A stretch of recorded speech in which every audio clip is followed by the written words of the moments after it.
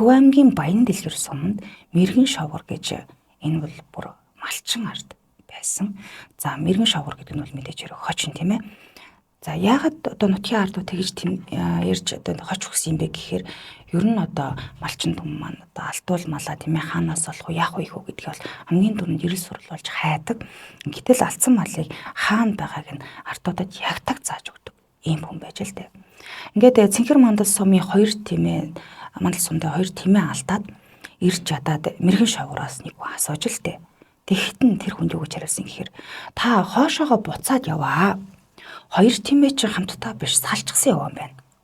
Та 2 тамхтай тэмээгээ урдаал 2 тамхтай тэмээгээ та урдаар эхлээд ингээ олноо. Харин нөгөөх нь болохоор түүнээсээ зүүн тийшээ байгаа гэж зам зааж өгсөн байна. Тэгэхээр нь гайхаад үгүй юу тамга гэлээ манай тэмээ 2 тамгагүй те гэж эргэлзэнгүй асууж л дээ. Тэгтэн нөгөө мэргэн шавхар хариуд нь юу гэсэн юм бэ гэхээр тэгвэл химитүү намайг харахад 2 тамгатай юм байна да гэж хариулсан байгаа юм.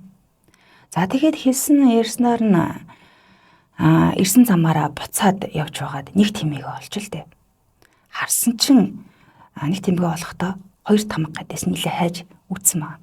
Нэрэл 2 тамгатай байж. Түүнийг эзэн нь мдээгүй буюу тэмээгээ 2 тамгатайхыг мдээгүй байхад мэргэн шавгар шууд мэдсэн байгаа юм. За удалгүй нөгөө тэмээгээ ч гэсэн мэргэн шавгарын заасан газараас нь ягтаг олж исэн байдаг байна. За тэгтэл удалгүй мэргэн шавгар хинтийн мөрөн суманд нутгалж байж л те. Түүнийг Баян Дэлгэрт байхад нь Төв аймгийн төвөөс байн дуудаж аваачиж мэргэллээ гэж нэлээд загнадаг байж л те.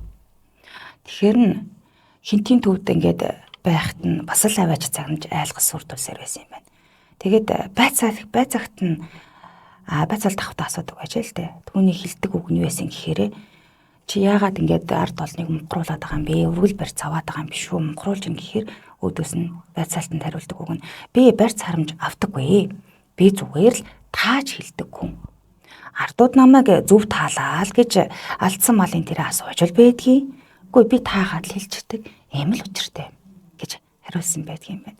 Тэгэхээр бас хариулт нь ийм болохоор таалаа яг би мэддэг гэж хэлээгүй тааж ин гэж байгаа үнийг бариад орчих чааш юм тийм ээ. Ийм байсан маа. За тэгээд энэ мэргэн шавгар гэдэг хүн бол хизэнээс ингээд талтыг мэдэрдэг болсон юм бэ гэхээр 8 настайгаас анх мэддэг болсон юм байна л да. За энэ бол Халзангийн Дамдан гэж хүний 1975 оны 3 сарын 24-ний тэмдэглэлд бичсэн байт юм байна.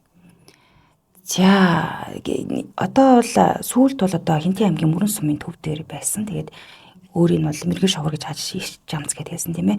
Гэргийн нэр нь болохоор Хэрэм журам гэдэг нэртэй юм байлаа. Харин хүүхдийн нэр нь Идэрч ав гэдэг ийм нэртэй хүмүүс амьдран сууж байдаг байсан бах нэ.